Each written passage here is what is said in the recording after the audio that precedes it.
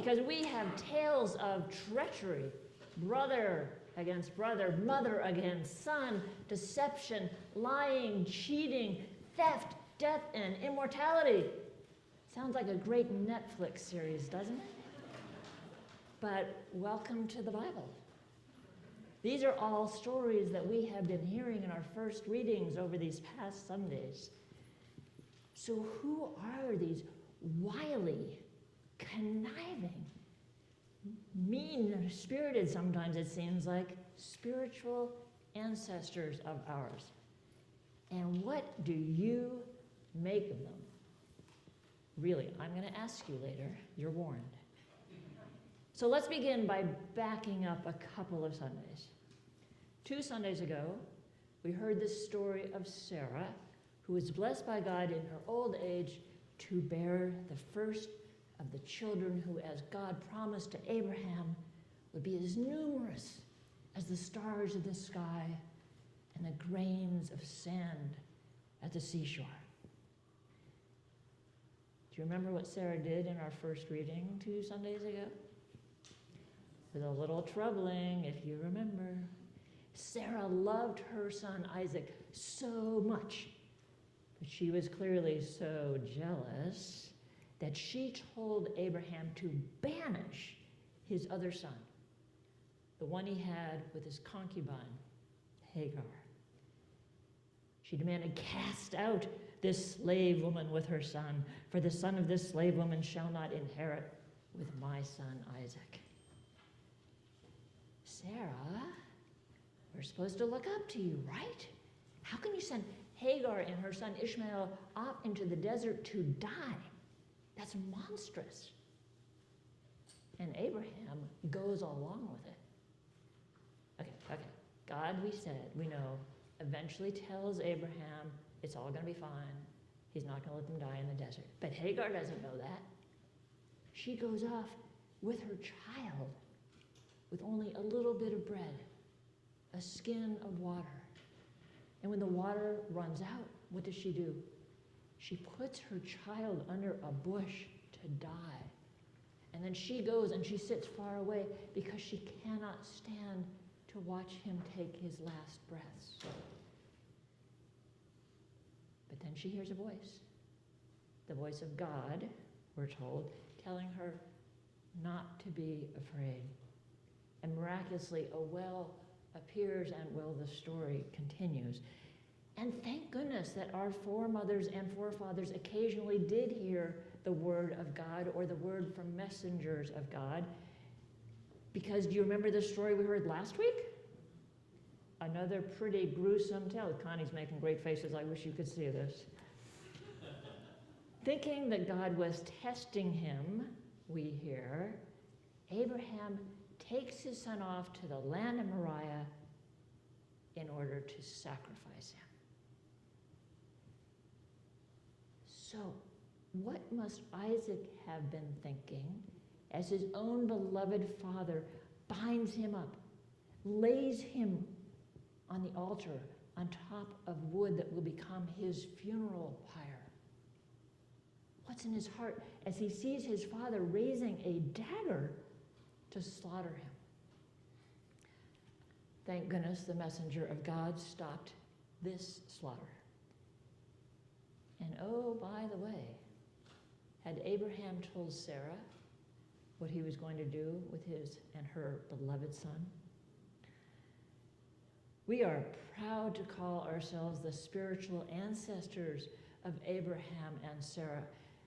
But having heard these stories, do you really think they are candidates for the Best Parents of the Year award? This is horrible stuff. The story of Rebecca that we heard this morning is another story of a parent, another of our biblical relatives, the woman who will marry Isaac, who did not die at his father's hand. So the story of Rebecca's betrothal to Isaac begins with an old-time classic dating app. Meeting a woman at a well. Hers was probably not quite this fashionable. And there are a lot of woman at the well stories in the Bible, aren't there?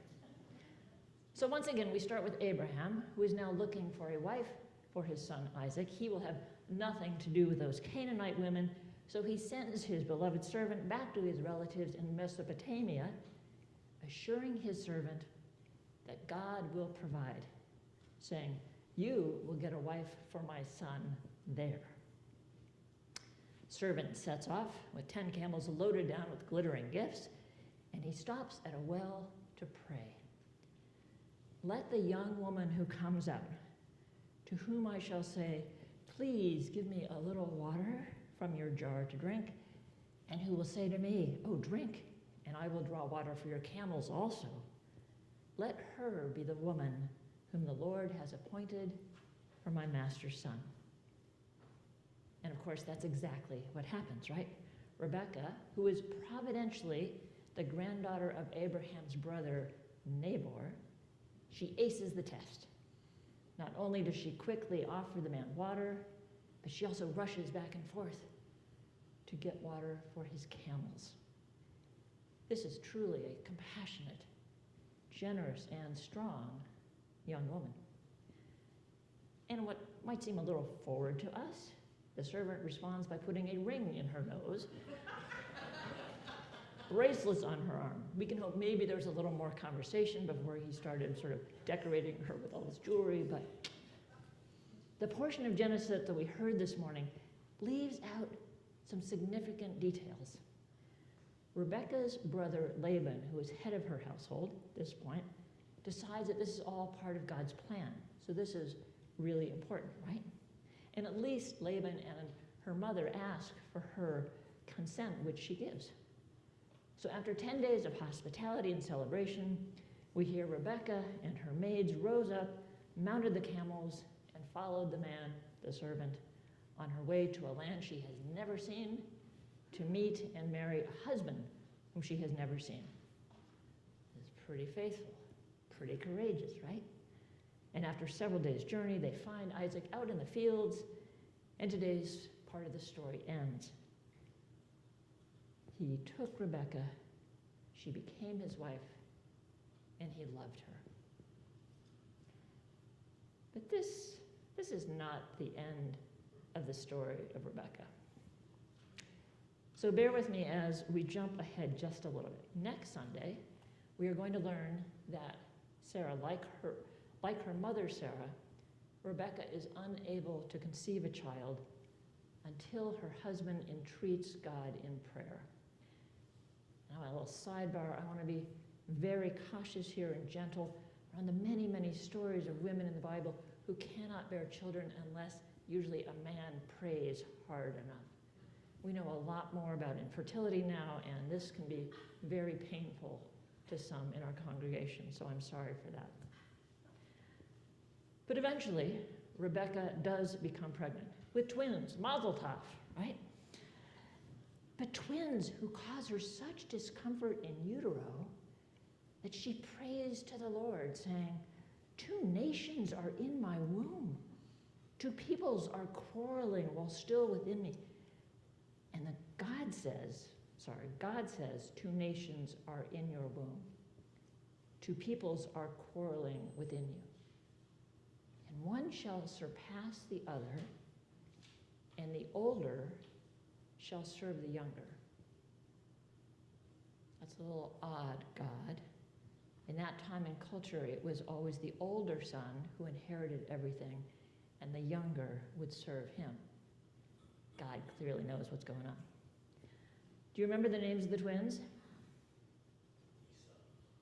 Esau, right? He arrives first with red hair, lots of red hair. That's going to be important. Jacob comes out of the womb with his little hand gripping his brother's heel. The struggle between the two has started before they're even born and continues. And it's going to represent the struggle that will come to exist between two nations. The people of Edom, led by Esau, and the people of Israel, who will be led by Jacob. And these struggles continue even in their childhood. We read in Genesis, when the boys grew up, Esau was a skillful hunter. He was a man of the field. Jacob was a quiet man living in the tents. Isaac, their dad, loved Esau, we hear because he was fond of game, but Rebekah loved Jacob. There's a lot more that goes on. But for our purposes, and remembering the story of Sarah, let's cut to the 27th chapter of Genesis. We don't usually get to hear this part in church. It's about the blessing that Isaac wants to give to his chosen son Esau because Isaac himself is nearing death. And this blessing isn't just a quick God bless you kind of thing. This blessing will determine whose lineage will continue God's covenant with the people of Abraham and through whom the whole world is going to be blessed. This is a huge deal. So listen now to that story. Esau went to the field to hunt for game. Rebekah said to her son Jacob, I heard your father say to your brother Esau, bring me game and prepare for me savory food to eat, that I may bless you before the Lord before I die. Now, therefore, my son, obey my word as I command you. Go to the flock and get me 2 choice kids, so that I may prepare from them savory food for your father, such as he likes. And you shall take it to your father to eat, so that he may bless you before he dies. But Jacob said to his mother Rebekah, look, my brother Esau is a hairy man, and I am a man of smooth skin. Perhaps my father will feel me, and I shall seem to be mocking him and bring a curse on myself and not a blessing. His mother said to him, let your curse be on me, my son. Only obey my word and go, get them for me. You go. Do you see what's happening? Do you hear what's happening? Rebekah is encouraging Jacob to steal the blessing that Isaac intended to give to the older son, Esau. And she is going to help make it happen. Now, it's really important to understand by this point, Isaac is blind. So Rebekah cooks up Isaac's favorite dish. She disguises her favorite son, Jacob, by putting hairy animal skins on his arms so that when his father reaches out, he will think he is blessing Esau. Jacob is a little reluctant at first, but then he goes along with the plan. And he lies repeatedly when his father asks for his blessing, claiming that he is Esau, and then he receives this wondrous blessing from the Father. Lying, stealing, literally cooking up a deception, all of this to obtain this incredibly important blessing.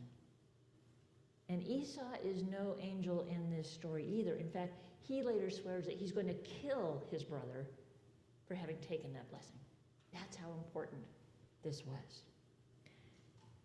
In the end, with God's grace, Isaac realized that he has blessed Jacob, and now it all seems to be part of God's plan. And at Rebekah's encouragement, for she worries that Esau really is going to kill his brother, Isaac sends Jacob off to find a wife. Where does Jacob go?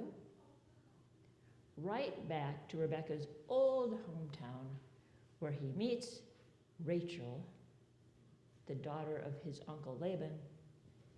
Where? At a well. Such drama. These stories have been told for generations upon generations upon generations. Jesus heard these stories as he was growing up. Are we to admire these women and men in the Bible who connive, lie, and steal and threaten to kill each other? Why do you suppose God chose such flawed individuals to be our spiritual ancestors?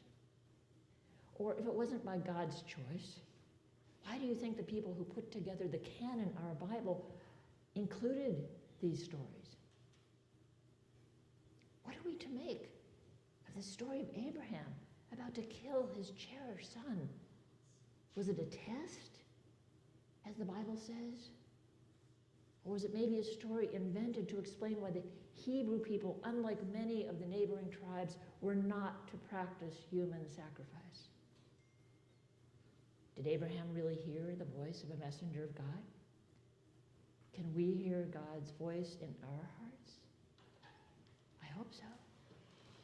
And what of Sarah telling her husband to banish Hagar and the son Ishmael? What of Rebekah cooking up a plot to assure that Jacob will win out over his brother? Oh, I love your faces. If you could see all your faces now, you're like, I don't know, what does it mean? It's great. So the late Presbyterian minister and theologian Eugene Peterson wrote, all of these people, good and bad, faithful and flawed, are worked into the plot of salvation. God, it turns out, does not require good people in order to do good work. He can and does find work for us, whatever our moral and spiritual condition in which he finds us. God, we realize, does some of his best work using the most unlikely people. Okay, it is really now your turn. We're going to do a little gentle Bible study here. And this is what I love about doing Bible study with Episcopalians. Some of us come from evangelical backgrounds, believe that much of what we read and hear in the Bible is actual truth. Others say it's all symbolic. And most of us land somewhere in the middle. One thing we agree on, none of us has all the right answers, and there's no judgment this morning. But I wonder, I really, really wonder, what do you make of these stories? Why do we hear them? And are there times when at the end of a reading you don't really want to say, thanks be to God? Okay, so the floor is open. I'm serious. What are you all thinking? We have a microphone. Don't be shy. Hi. Yay. Is it on? Well, my first thought is, they're just like us. They're just like us. And the other thought was, well, sinning and then forgiveness is part of what we learn, is part of our faith, I think. It's also way more interesting. It's way more interesting.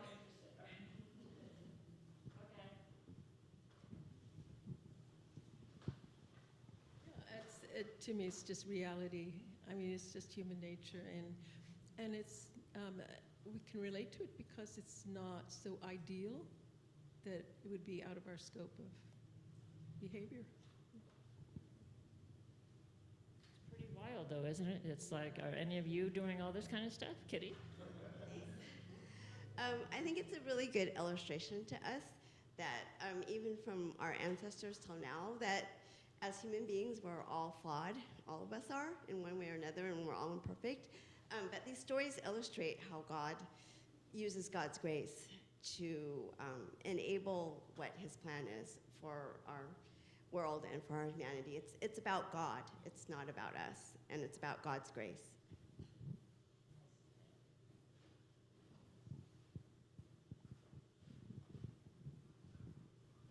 To be honest, when I was younger, I found the Old Testament deeply repellent, frankly. The acceptance of slavery and a bunch of really harsh things just seemed way over the top to me. But as I've gotten older and more things have happened, I feel that perhaps the message is you can't know all ends. So these stories are very deep, and there's hidden meaning that isn't immediately apparent as the events occur. And as things come to fruition, it makes more sense. Would you love to know what Jesus made of these stories? I've got so many questions for Jesus. Oh, my goodness. Okay, anybody around here? Yeah, for me, I just want to say that all those stories make me realize that God is the only one who chooses who he want to bless and how. We don't have to judge sometimes by things we think is not good or people we think they are bad. They can always come something good. Because why do the husband was just blind when he has to give the and why God didn't stop him. It's mean all that is in God's plan. He's the only one who decide who he want to bless, who he want. I think it was God's plan.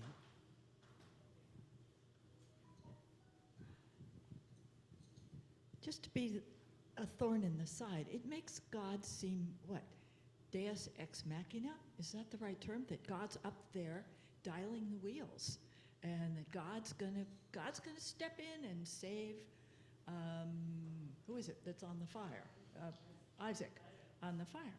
And, you know, I don't believe that. God's not physically gonna do that, or is not gonna tell somebody to do that. So I'm left with problems. Choir, I'm coming to get you.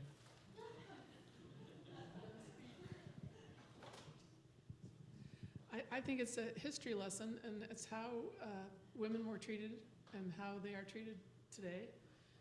I think it's showing us how nations are against nations and all the wars that are going on, and as far as us being good parents, I think we're not leading our children and our grandchildren and great-grandchildren into a better world. As we are lucky here in Petaluma that we're the coldest place in the nation, but the rest of the world is on fire. So I think it's a history lesson. And I'd also like Cliff to tell me what was he reading? That was the craziest story I've ever heard. And anyway, I just feel, I think I believe in God, and I hope God comes through for us. So the reading